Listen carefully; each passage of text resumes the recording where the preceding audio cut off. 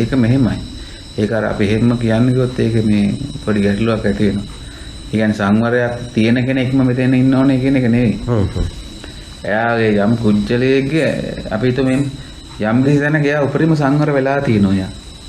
ඊට පස්සේ එයා අසංවර වෙලා තියෙනවා. හැබැයි සංවර වෙච්ච කොටස මෙයාට අත්දැකීමක් තියෙනවා. සංවර වෙච්ච එකේ අත්දැකීමක් තියෙනවා. හැබැයි එයා දිගටම ඉන්නේ ගොඩක් දුරට අසංවරව. දැන් අපි උදාහරණයකට ගත්තොත් අර ආලවක වගේ. ඒ පුජ්‍යලය තුළ මේ සංවර වීමේ කියන ගුණය තියෙනවා. හැබැයි වැඩිපුර මතුවෙන්නේ අර ගුණය. දැඩි එහෙම ස්වභාවය. ඒ ඔයා කියන්නේ ඒතකොට ඕන වෙලාවක අර ගුණය මතුවෙන්න පුළුවන් දෙයක්ගේ. එයාට මතුවෙන්න අන්න ඒක තියෙනවනම්. ඔව්. හැබැයි එයාට මේ යමක් කියනකොට අර සංවර වීමේ එයාගේ ඇතුලේ තියෙනවනේ. අන්න ඒකට වැටහෙනවා. මේකට වැටෙන්න ඉඩ තියෙනවා. එතකොට කියන්න බෑ මේක සංවර වෙලාම හැමතිස්සෙම මෙහෙම ඉන්න කෙනාටයි මේක ඉන්නේ කියලා. කියන්න බෑ. හැබැයි අර සංවර කියන ස්වභාවය නැති අය ඉන්න පුළුවන්. කියන්නේ සංවර කියන ඒවා යට ගියපු එක දැඩි වෙලා තියෙනවනම්. ඒවා කිට්ටුව කොහොන්නේ නැත්නම් අමාරුයි. අමාරු. එයා ඉන්නේ දැඩිම අසංවර ස්වභාවයක නම් අන්න එහෙම කට්ටිය ගන්න බෑ. ඒගොල්ලෝ ගොඩක් දුරට ඒකයි ඔය කියන්නේ නියසිලට ගත්ත පස් ටිකේ ප්‍රමාණයකට මේක වැටහෙනවා කියන කතාව වෙන්නේ එහෙම. නැත්නම් හැමෝටම වෙන්නේ බෑ. එන්නේ නැහනේ. ඉතින් අපිට තෝරන්න බෑ මෙන්න මෙයාට තේරෙන නැත්නම් මේ හැමෝටම කියලා දෙන්න පුළුවන් කියන තැනට આવොත් වැරදි. එහෙම කියන්න බෑ නේද? එහෙම කියන්න බෑ. එදාත් ඉතින් ඒ කාලෙත් එහෙම හැමෝම මේ ඔය තත්ත්වයටපත් උනේ නැහැනේ. එදා වුණත් බුදුහාඳුරෝ ඔය දහම නොතේරෙන අයටත් බණ කියන්න ඇතිනේ නේ. ඔව් එහෙම කියන්නේ නැති. ඒ කියන්නේ මම මෙයාට කියන්නේ නැහැ, මෙයා දන්නේ නැහැ, මෙයා මගබල ලබන්නේ නැහැ කියලා ඇතෑරියා කියලා මම නම් හිතන්නේ. නෑ එයාට මොනවා හරි එයාගේ හැමෝටම කියන්නේ නැති. එයාගේ මට්ටමට කියන්නේ නැති. දැන් අපිට අදට කියන්න බෑ මේ කියන්න ඕන කෙනා තෝරලා කියන්න ඕනේ. අනිත් එකට නොකියන්න ඕනේ කියලා එහෙම කියන්න බෑ. බුදුහාමුදුර එහෙම තේරුවයි කියලා මට නම් හිතෙන්නේ නැහැ හැබැයි. දැන් ඔය කවුද මේ දේවදත්තර ගලවගෙන ගියපු කට්ටිය බුදුහාමුදුර ගාව හිටුවයිනේ. ඒතර එයාට බුදුහාමුදුර බණ කියලා තියෙනවා. නොතේරුණාට. ඔව්.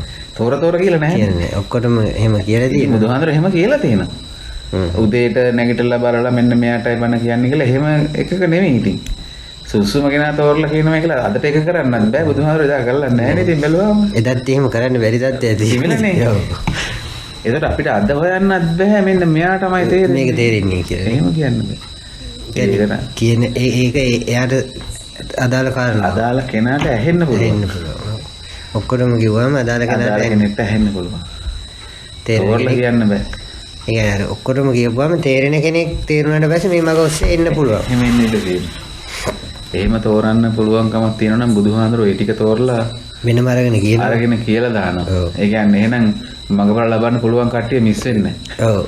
කවුරුත් මිස් වෙන්නේ නැහැ. එහෙම වුණා නම් අරගොල්ලන්ට ඕක මේ ඇහෙන්නේ නැහැ. ගැටුම් ඇති කරගන්න ඕනෙත් නැහැ. ඔව්. එහෙම වුණා නම් මේ ඉතින් විනය නීති අරේ මේ ඒ ටිකක් නැතුව යනවා. ඒ ටිකක් නැතුව යනවා. ඔව්. ඒ විනය නීති එහෙම බලවන්න උනේත් ඔය ප්‍රශ්නේ නිසානේ. කියන්නේ තෝරලා බේරලා බර නොකියපු නිසා තෝරලා බේරලා මහාන නොකරපු නිසා. ඔව්. එහෙම කරන්න බෑ ඉතින්. එහෙම කරන්න ගියා නම් ඊට වඩා ප්‍රශ්නයක් වෙනවා. ඒතර මේ ටිකටත් කියන්න බැරුව යනවා. ප්‍රශ්නයක් මත කියන්න බැරි. ඒ තරම් සංකීර්ණව තියෙනවද? අද ඉතින් ඔය සමහරු බණ කියන අයට දැන් අපි හිතමු සම්මතිය පැත්ත අයින් කරලා බණ කියන අය ඉන්නවනේ මේකේ. ඔව්. ඒ අයටම ගැටුම් ඇති කරන කට්ටියක් ඉන්නවනේ අදනේ. ඔව් ඔව්. ඒ කියන්නේ දැන් සම්මුති පැත්තෙන් ධර්ම කතා කරන අය ටිකක් ගැඹුරින් කතා කරන කොටස් දෙකක් අද ලගින්න පුළුවන්. අර සාමාන්‍ය මේ ගැඹුරු පැත්තෙන් කතා කරන කොටසක් ඉන්නවනේ. ඔව්. ඒ කොටස අතරක් තියෙනව නේද ගැටුම? ඒගොල්ලෝ අතරත්. ඔව් ඔව්. ඒක නම් හරි අභාග්‍යයක් නෙවෙයි. කියන්නේ එකතු වෙන්න ඕන කට්ටියක් නේ රන් වෙන්නේ. මමයි තමම තනියෙන් ඉගෙන ගත්තා මේව කරන්නේ ඔන්නෝම එක. එහෙම එකක් තියෙනවා. එතකොට අර ගන්න කෙනෙක් නැත්තටම නැතිලා යනවා. ඔව් කියන්නේ මේ දැන් ඕක මොකොත්ම නොදැන අහගන්න කෙනාට හොයාගන්න බෑ මේ කවුද හරි කවුද කොහොමද ඒගොල්ලෝ මොකොත්ම දන්නේ නැතුව ඉන්නේ මේ ඔක්කොම ගහගන්න. ඔව්. හැමෝම කියන්නේ මම විතරයි හරි එක කියන්නේ කියලා වගේ අදහසක් නේ හැමෝම කියන්නේ. ඒක හරි. ඒකට තෝරගන්න බැරි වෙනවා කවුද හරි එක කියන්නේ කියලා. කාකින්ද බණ අහන්නේ කියන එකත් ප්‍රශ්නයක්. තෝරගන්න බෑ. ඒ තරම් මිනිස්සු අතර නේද? දැන් පොද පූජා තියන්න බණ භාවනා කරන දානමාන දෙන්න. එතකොට දිව්‍ය ලෝකවල ගිහිල්ලා හරි සුගති වල උපදිලා හරි මේ කවදා හරි නිවන් දකින්න පුළුවන් කියන බණක් තියෙනවනේ. ඔව්. අද ඒ පැත්තට කියන බණයි නෑ වහ ඉක්මන් වෙලා මේකෙම නිවන් දකින්න පුළුවන් කියන එකකුත් තියෙනවා. ඔන්න ඔය කොටස් දෙකනේ ඉන්නේ. ඔය කොටස් දෙකේ තමයි මේ ගැටුම තියෙන්නේ. ඒ කොටස් දෙක අතරත් ගැටුම තියෙනවා. ඒ කොටස් දෙක අතරක් ගැටුම තියෙනවා. ඒක කොටසක් ඇතුලේ ඒ අය අතරත් ගැටුමක් තියෙනවා. ඔයා කියන්නේ කොහොමද එහෙම කිව්වේ? ඒගොල්ලත් තමයි. එහෙමනේ මේ මෙහෙමයි කියලා. අර දෙපැත්තෙම ගොල්ලෝ ඒ වන්ද වෙනවා. එතකොට තේරෙනවා බලන් ඉන්න අහගෙන මේක අපි කාගෙන්ද අහන්නේ කියලා. ඔන්න ඒ තරම් අර අහගෙන ඉන්න අයට ප්‍රශ්න වෙලා තියෙනවා. කවුද තෝරගන්නේ? කවුද ඇත්ත කියන්නේ? ඔව් මේ ප්‍රශ්නේ සංකීර්ණ වෙන්නේ ඒකත් හේතුවක් වෙන්නේ නැති ඉතින් මේ. ඒකත් හේතුවක්. මේ දහමට එන කට්ටිය අයින් වෙන්නත් ඒක හේතුවක්. ඔව්. ඒ හරිනම් ඒ හැමෝම එකතු වෙන්න ඕනේ. ඔව්. ඇත්තටම බලමුම ඔය හැමෝම කියන්නේ එකක් නේද? එකක් කියන්නේ මෙහෙම අපි පොල් එක කියන පොල් එකකට අපි කියමුකෝ 18 නම් ඉලක්කම් එකේ ඉඳලා ගත්තොත් ඉලක්කම් 1000ක් නේ. ඔව්. ඔය හැමෝම සමහරු 999 කියනවා. සමහරු 500 කියනවා. ඒතර අන්නේ 999ක් වෙනකන් කට්ටිය ඉන්නවා මෙතන. ඒ කියන්නේ ඒ තැන් එක තැන් ගැන කතා කරනවා. අර ෆල්හාම කතා කරන අයත් ඉන්නවා. ඒ කියන්නේ මේ 99ට වෙනකන් ඒව තේරෙන්නේ සුසුකම් වලටපත් වෙන ක්‍රමයක් ගැන මේ කියන්නේ.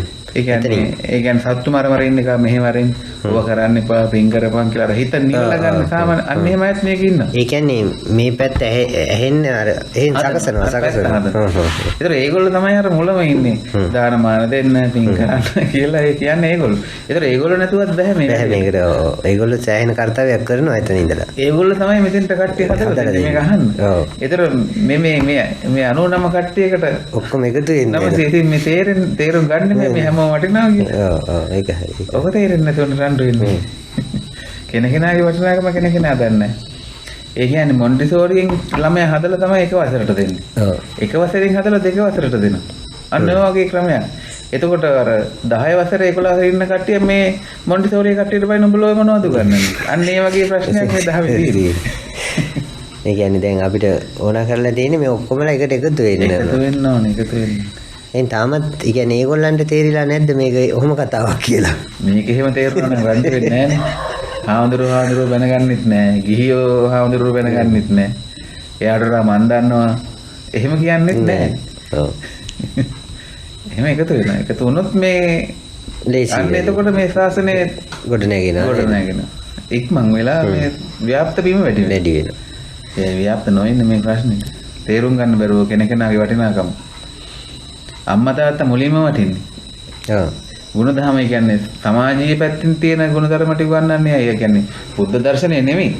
මිනිස්සු විදියට ජීවත් වෙන හැටි. සාමාන්‍ය ගුණධර්ම. වැඩි හිටියන්ට කරු කරගෙන අම්මට තාත්තට කරු කරන් අර ඉන්න එකක් තියෙනවනේ. සංස්කෘතියක් කියලා එකක්. අන්න ඒ ටික. ඒතර දෙමාපියෝ නැතුවත් බැහැනේ මේකට. ඔව් ඒගොල්ලන්ගේ ලොකු දායකත්වයක්. දෙමාපියෝ ඒක ගන්නේ නැත්තම් මොන දහමක්වත් උගන්වන්න බෑ ළමයට. ඒ තනි තිරසන් ළමයි හැදලා තියෙන්නේ. ඔව්.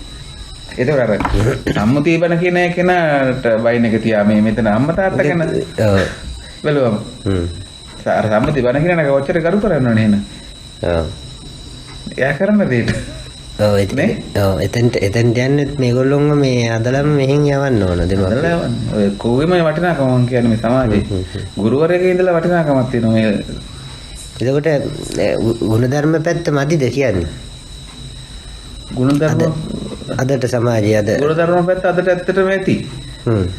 ඒ නිසානේ මේ 99 තනත් කතා කරන්න කෙනෙක් අද මේ ලංකාවේ ඉන්නේ. ඔව්. අනිත් කට්ටියට එහෙමුනේ. මට හිතෙන්නේ ඒකත් මේකේ තියෙන එකක්.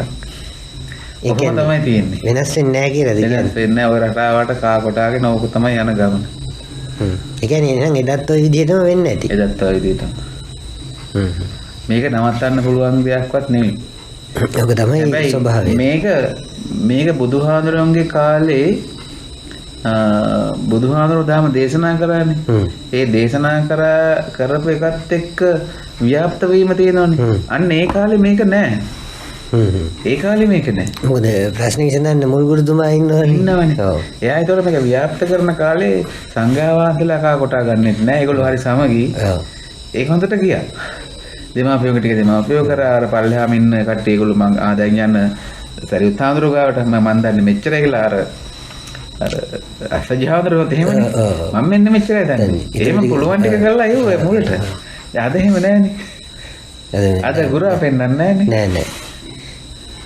මං ටිකක් දන්නවනේ ඔක්කොම දන්නවා වගේ නේ. ඔක්කොම දන්නවා. ඒක තමයි ඉගෙනගත්තු ගුරුවරයා පෙන්න ගන්න බැරුව දඟලනවා මාන්නේ කියලා. ඉතින් අන්න ඒක දැන් සිද්ධ වෙන ඔය සිද්ධ වෙන එක නවත්තන්නත් බෑ ඇත්තට. ඕක තමයි එහෙම තමයි. ඒ කියන්නේ මේ සිද්ධිය සිද්ධ වෙන විදිය ඒක තමයි. විදිය එහෙම තමයි. ඊට පස්සේ දැන් මේ සිද්ධිය මෙහෙම නොවෙන නම් හැමෝම මේ දහම ගැන දැනුවත් වෙච්ච කාලයක් ආව දවසට. ඒ කියන්නේ ඔඩියන්ස් එක අහන අය. ඒ කියන්නේ දැන් ඔයා කියන කතාව ඒගොල්ලන්ට තේරිච්ච දවසට අහන අයට තේරිච්ච දවසට අන්න එතකොට දන්නවා මේ කුජලයක් සබයි මොකද්ද මෙයා ගාව කොච්චර කල් ඉන්න ඕනද මම මේගොල්ලෝ අතහරින්න ඕනද දැන් කියලා අර කුජල සරණ යන්නේ නැතුව ගානට ඒගොල්ලන්ගේ මාරුයි හරිතන හොයාගෙනම යනවා. අදාළ කොටස අරගෙන යනවා. එතනට එන්න ඕනේ බුදුහාමුදුරන් කාලේ ලිඳ ගාවත් ඔයා මොකද්ද වඩන්නේ කියලා අහන තැනක ඉඳලා තියෙන්නේ. ඒ තරම් ව්‍යාප්ත වෙලා. ඒ කියන්නේ